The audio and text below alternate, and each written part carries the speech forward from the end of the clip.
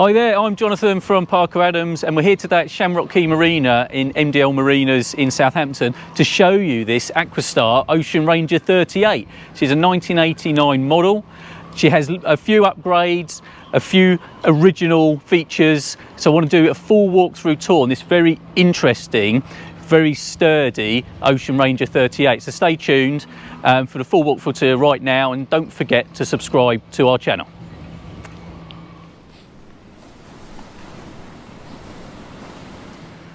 Well, here is Tap Dancer, the Ocean Ranger 38, and I just want to show you the outside because she's out the water at the moment, as you can see, and I just want to show you because there's lots of different hull profiles you can have on boats, and what the Ocean Ranger is very good, it's a very good sea boat, and partly and mostly because of that is the hull shape. So what we've got here is a semi-displacement boat, so this boat won't fully plane, but it's not a fully displacement boat, so semi-displacement. What you'll get out of that is about an 18 knot cruising speed and up to about 22 knots full speed. So it's not a full planing quick boat, but what it gives you is very good seakeeping capabilities. Because we're semi-displacement, we're still parting the water, and we've got this keel that runs down the centre of the boat. That gives you great stability on the water, and is really nice hull shape down to the twin diesel engines. It's got twin AD41 engines, 200 horsepower each, and that will power the boat to the 18 knots. But as you can see, it's in a very nice condition, but the props are quite far apart. So what that gives you is very good manoeuvrability in turning around on the spot. So forward and reverse, it's very good at spinning around on the spot. And you can see they've also got these rope cutters as well, which is a really good addition to any shaft driven boat, is to have the rope cutters. Obviously bronze props on the P brackets, and as you can see, all the anodes as well have been changed, so they've all got brand new anodes, and obviously the rudders, it's all in nice shape as well, and with a good layer of anti-foul. Coming around to the back, you can see we've got these large trim tabs. So again, this really aids in the stability of the boat out on the water, as well as we've got a lovely bathing platform on the back. So what we'll do, we're going to pop up and we'll show you the top sides and then the rest of the interior. Right, we're on the aft deck of the Aquastar, and first thing of all I want to show you is the bathing platform. Now we're quite high up because this is an aft cabin boat, so you've just a raised platform at the back, which does give you that lovely elevated position. Really good for manoeuvring, but also just nice for sort of lazing around, but it does give you access to the bathing platform. Now the bathing platform, you can see, has steps down to it. But on either side here, these stainless steel mounts, they're actually for davits, and we'll show you them in a sec because they're up on the front deck. So you can hang a dinghy from here. So the beauty of that, you can lower the dinghy down. Right, here I am halfway up the back of the boat. As on the Aquastar 38, we've got a large aft cabin, which we'll show you in a minute, which gives the back cockpit area a really elevated position. But what it gives you also is we've got this teak deck with steps up. But on these stainless steel mounts either side are actually two davits. We'll show you them in a sec because they're just up on the coach roof there. But what that enables you to do is to be able to hang a tender off of here, and you can lower down into the water, so you just step down the ladder onto the tender. This isn't the only access onto the boat. We'll show you the other one in a minute, because it's a lot easier to get on and off the boat than climbing a ladder. You can actually step in from the sides. But up onto the aft deck, it's a lovely position to be and a nice place to socialise as well. So much so that the seating has been arranged so you can actually sit facing backwards, and there's 3 seats along here, and you can have a couple of chairs out here as well, which gives you this sort of circular social area. When you're going along, you can actually put seat backs back very easily, and then you're at the helm position. And also on a sunny day like it is today, it's nice to be able to go, oh, it's a bit sunny, I'd like to put a bimini up. So there's a bimini on here as well, which just folds forward so you can be in the shade overlooking the water. Now it looks like a load of dust at the moment, but if you imagine this is water behind here at anchor or on your mooring, it does become a lovely place to be. You've got your little tender sat in the water, be able to jump on it, go ashore. Really nice. So we'll carry on through. There's a hatch here which is access, it's like an emergency access out from the aft cabin, but also lets light in. There's some storage, And this is one of the accesses into the boat. There's 3 ways to get into the boat, and this is the main door at the back with the steps going down into the saloon. But I do want to show you one of the upgrades. So we've got the original helm position here, but now we've got a new Raymarine hybrid touch fitted, and this is coupled with the Raymarine newer Doppler radar, as well as we have AIS as well fitted to the boat. So it is actually a good navigation suite. This chart plotter can be mounted up here or down below, and so it gives you that option of either driving up here or driving down below, but still having the full array of navigation gear to hand. It also has depth and speed, which is an original auto helm, and of course your engine controls and everything like that are up here, including the trim tabs. We're quite well protected from the elements as well, thanks to this spray hood. And we do have a glass screen lower down as well, so the spray hood can be removed, and you can actually sit here because there is a nice footstep as well that you can put your feet on whilst travelling along, and it does give you a nice area of protection up here for motoring. This radar arch as well, you can see from either side there's a gas strut, and it's very easy. It's just 2 wing nuts. You just undo a wing nut there and undo a wing nut there, and you can actually fold this down. As well as the bimini can fold down, which means you've got a much lower air height. And of course, if you do want to then travel some of the canals in Europe, this is designed to be able to do that, because it brings the air height right down, so you can then get under most of the bridges, well, I think all of them, on the canalways. Right, let's come round this way, because we've got these fabulous side decks. So whenever you're mooring and you're fendering and things like that, it's always worth considering access around the boat, and this is very easy. Grab handles all the way around. There's grab handles on top, and your 2 davits are sat up on the top here. Obviously, when the boat's in the water, I'd suggest you can just leave them on all the time, unless the marina have a real issue with the length of the boat getting extended, which some do. So there is storage up here, but what also a great storage though, if you want to have other things up here, you know, like paddle boards, kayaks, bikes, things like that. And there's this position here, but there's also a lower bit, so if you do want to have bikes, they won't even get in the way of your vision if you want to have them up on there. But of course, there's even room to put stuff around the sides as well, so there's so much space to be able to put stuff around, which a lot of people don't realise on a boat like this. It becomes a very practical boat to use. Side access is here, so because we've dropped down to this lower level, actually this isn't far from pontoon sort of height, so you'd still probably want a step or something like that. And there is actually one, there is actually a step that is provided that just goes onto here, and you can actually step down, so it's only a single step. You can actually climb up from the pontoon onto here as well, but if your mobility is a little bit less, there's a step that actually is provided with the boat that you can have easier access. But this only ends up about I guess about this far from the pontoon, something like that, so it's not actually a big step up anyway. But as we continue round, we've got these nice bollard cleats, and then we've got the front coach roof, so the bow coach roof. And again, this is a great storage area. You can also put out some blankets here, some cushions, and you can actually laze around. And you can see this is also the view from the lower helm. And again, we've got the glass screens with the 3 wipers. So again, in adverse weather conditions, drop yourself down below, shut all the doors, you've got the wipers, really good visibility still, which we'll show you in a minute. But also, nice walk around all the way around the front, 2 more bollard cleats, and a nice sturdy windlass, which you can control from the foot pedals. Pedals? From the foot switches. They're not pedals, are they? We're not cycling it down. But that could be a good way of doing it. You could cycle down the winch and then cycle it back up again. That's like exercise. I just invented something. It's got new anchor chain in here as well, 50 metres of anchor chain, and you can see that it's all nice and clean. I think we can show you. Yeah, it's all the fittings are new as well, as in, you know, last season. The danger you get with a 30-year-old boat is that the chain's 30-year-old as well, so it's sort of degrading, you know, it's delaminating by then, but this is all brand new. So a really good sort of anchoring position as well. You can also open it up as well. You've got the fair leads, and then the same walk round this side, so we'll carry on round, but what we'll probably do is, you've got 2 access doors, one either side.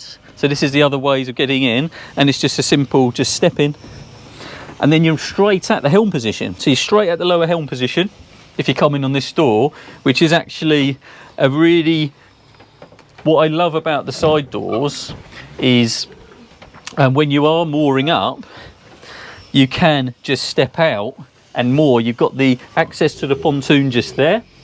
You've got a bollard cleat just there. So when you do want to moor up, you can actually step off with a single line and just get the single line onto a cleat. Once you've got that on, the boat's secure, then you can do your bow and stern lines. It's a really nice way of short-handed mooring. So again, this boat is very practical.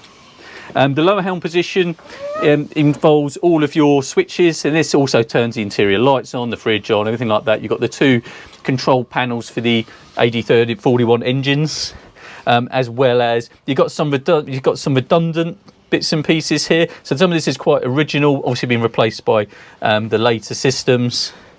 But we've also got upgraded Ray Marine on here. The new Ray Marine chart plotter fits there, but also this has a generator. Now the generator is controlled by the switch down here, so you can turn it on and off here. And it's got its own gauges and hours. It's only, according to this, only done 203 hours, a generator. I kind of verify that because the owner says he rarely uses it. He doesn't need to use it too much. But it is still in working order. Okay, so obviously I've shown you the helm position, but also we've got the helm seats as well. And actually, I do quite like. So they're kind of old leather seats, right? But look, they've still got the original, I like the patina on them. Now, anyone looking at this will probably go, oh, I need to replace that. But actually, it feels like an old, comfortable seat you'd have in your house. And the beauty of these seats, as you can see, though, is that you can spin them round. They also go up and down.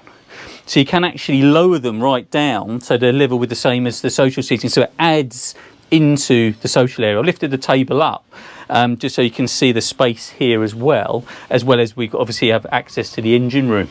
And the engine room, you just pull the carpets back and you lift the panels up, which we'll show you in a bit anyway. But you can raise this. It's very easy actually. You just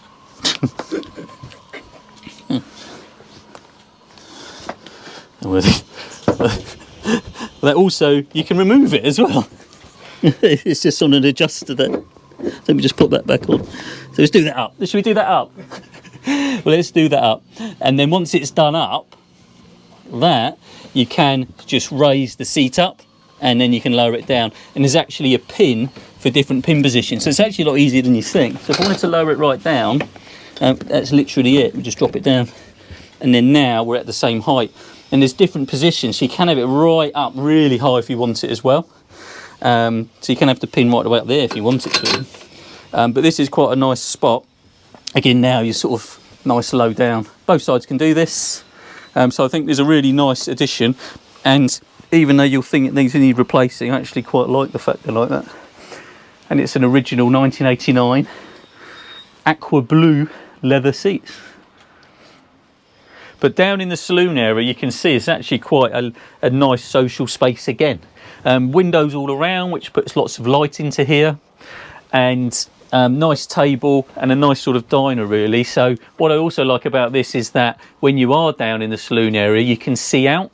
So you can watch the world go by, you're protected from the weather. It's very sociable. There's a couple of nice touches. There's lots of storage around. There's lots of storage cupboards. But I do like if you drop that down, that turns in, you can have your drinks in there. Turns into like a little drinks cabinet. Nice surfaces. They've got these blue tiles. So these are, they did this. This hasn't been added. I think this was original. So that was the styling back in 1989. And we do also have some roller blinds, which have been fitted since. And then you've got your lights all the way along. And there's a few speakers as well to go with the stereo. The stereo's probably fairly old now. Obviously, it won't be the original one. I don't think they had CD players in 1989. But we're kind of midway. Also above here, you can see there's an Spacious diesel heater. It's a D5 heater, fairly new. It's a fairly new control, so it's a fairly newish heater as well. As well as, look, you've got a battery monitor up here, so you can just keep a quick eye on the battery voltages. Nice storage. places the boat's fairly empty, but in here, for example, the current owner keeps warps, but also there is different things in here for all the main switches. I don't know what that is. What is that? Bilge, battery, gas. It's an alarm system, is it right? What do you think that is, isn't it? Alarm. There's a code to throw it as well. Walker's Ingot. If anyone knows what that is, put it in the description. I could always ask the owner, I guess. Oh, it's an interior sensor. So yeah, it's just so it must be an alarm, but also, oh, that's quite clever then. So it's a sensor alarm. Obviously you've got a code so you can set it so it works as an alarm, but also it's actually got engine temperature, battery, bilge alarms and gas alarms you can build into it.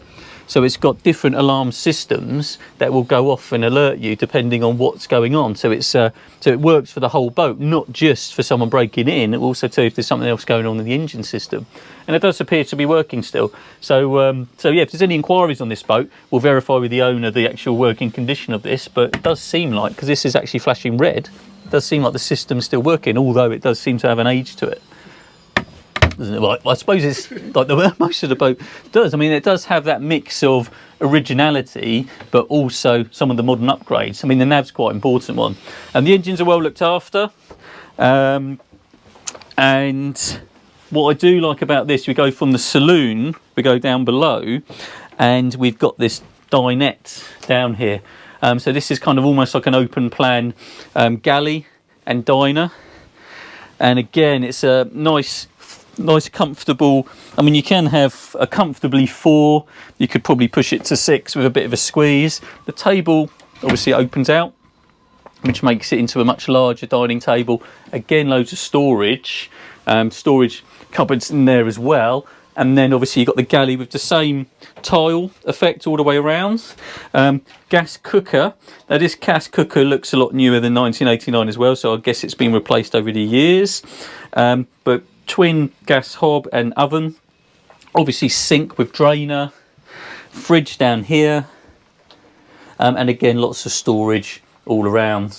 And I do like the way they've even made sort of neat cup holders, so it just stores that there, so it's just nice places you can put things away, and everything is kind of put away it's sort of to hand, but it's put away. So in here, in the galley area here, you can see that even like the cups, not the cups, the plates and the bowls and everything are neatly stored away. So everything's sort of stored away, but still to hand. I quite like that. But as we go through, we have the front cabin, which is a V-berth, as you can see. So there's V-berth with storage underneath, as well as that's access will be to the anchor locker. So there's a little sheet across, but as you go down, you can see that's where the anchor's stored. So a nice easy access to it. And then more storage cupboards. Headroom's pretty good. So as you know, I'm 6 foot tall. So I've got good headroom even in the front where actually the coach roof does drop a little. Nice lighting, there's a couple of strip lights on the top, and sort of storage. There's headboards as well. So you can have, it's probably quite a comfortable V-berth. And this has heating in, wardrobe, the usual. Also, there is a heads down here. So we've got the first heads, so this is one of 2. And there is a shower tray. The handle does lift out, so it can be, you can shower in here, but it's one of those rooms that you probably don't want to get too wet. But it has the facility if you need it. Another diesel vent here. So the diesel vents are all around the boat. There's one up here as well.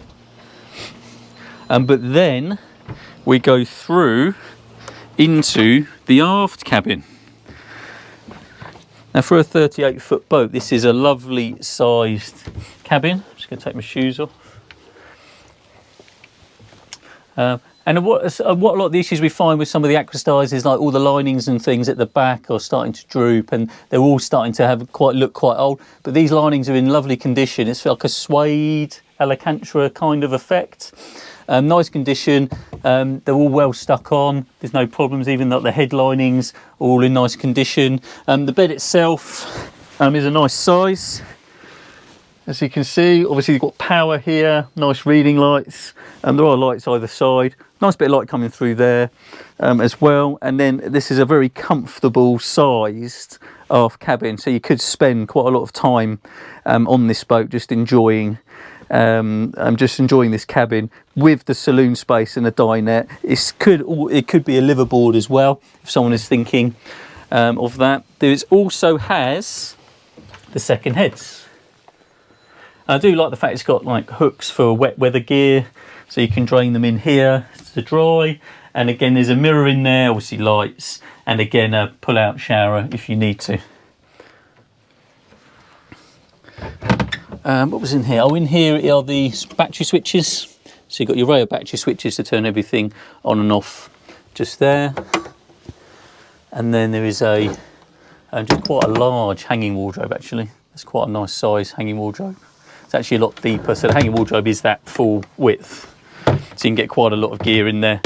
And again, you've got all the storage as well. And there is a heating vent in here. I do tend to find with some of the older Aquastars that the actual furniture and the linings and the finishings can be suffering by now if they've not been attended to. But again, all the linings are quite a nice condition. I guess there are some touches around the woodwork that you might want to give some attention to, but woodwork, you can do that. So the beauty of it is quite an inexpensive thing to rectify, even for sort of DIY job really. I think what we'll do is, I don't know if we can access the engines today, so if we can, we'll add it onto the video. What I do like about the engine room on here is that there's lots of access panels, so you can access all the parts of the engines you want. So I've got these access panels all the way through here. I've got them all through the middle and all the way under obviously the settee area here. So if you wanted full access to this engine, you just slide the settee across the other side and pick up those panels. Very, very good access. But I wanted to show you as well the fact that you can check, like it's very easy to check the coolant, to check the oil. It's very easy to have a good look around the engines, check the seacock. The seacock's just here with the water strainer in it as well, so it's all very easy access to get around. So when you do want to do checks, it's all very accessible. The injectors have been serviced on this engine. It's also had 2 new fuel tanks in the last couple of years, so that's one of the considerations when you buy an older boat, is the fuel tank condition. And in fact, when the current owner bought it, he was told that the fuel tanks might need cleaning out, and in doing that it actually uncovered a hole in them, so he's had them replaced. So the fuel tanks are new, the pipework's new, also the injectors have been serviced, and even the exhaust pipes are new as well on the engines, so it has been very well looked after.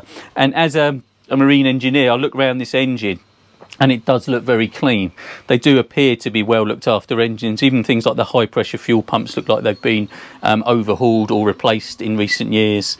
So they are nice. And the 8041s are a kind of one of Volvo's most bulletproof engines. You get very little issues with them. They're very robust. And as long as you service them when they're required to be, they'll look after you for years and years. What I do love about the shaft drive boats is that everything's in the boat as well. There's very little on the outside. With stern drive boats, on this sort of age, you have problems with transom shields, you have problems with the stern drives, but on a shaft driven boat there's really nothing to worry about underneath. And everything's inside, so the gearboxes are in here, so they don't really suffer from seawater damage, because the only seawater is actually just going through the heat exchangers, and there's no contact with the engine components at all. So it is a lot like a truck engine, which lasts forever and ever as long as you look after them. Brilliant little engines, very easily accessible, and a real compliment to this boat. But this is a nice example of an Aquastar 38 Ocean Ranger. It's in nice condition with some nice upgrades, ready to go. So as we show you underneath, it's all the anti-fouls done, the running gear's clean, all the anodes are done, so she is ready to go for the season. So please come and see more information at parker-adams.co.uk. Don't forget to subscribe to our channel again, and I hope you enjoy this boat. So come and see our other videos. We've done around 300 now, so anything that you think you're thinking about buying or want to look at, we've probably done a video on it, so do check out our YouTube channel. But for now, I'll say goodbye. So goodbye and see you on the next video.